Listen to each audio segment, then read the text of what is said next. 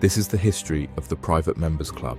It started in 18th century London, where the first clubs weren't about business. They were about lineage. Whites, Brookses, Boodles, places where aristocrats, politicians, and financiers gathered to drink, gamble, and control the world outside their walls. If you weren't born into the right family, you weren't getting in.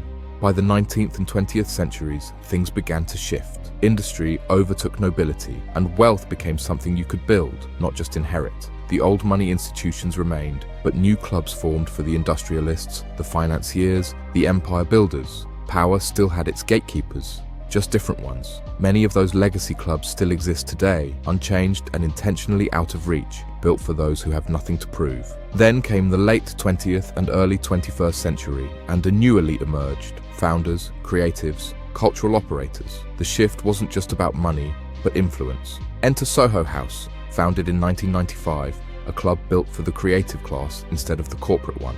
For a while, it was the place to be, a more relaxed global version of exclusivity, offering a familiar workspace, a gym, and a social network across major cities. Today, the landscape has changed again. Casa Cipriani, Core Club, Zizi's, Aman, the modern private club is less about privacy and more about positioning. With exclusivity baked into the branding, these clubs market themselves as access points to a world where the right connections are everything. Because despite all the changes, the psychology hasn't shifted. People still want to be where the right people are, not just for status, but for the conversations, the connections, the access to the next move. The rules have changed, but the game is still the same.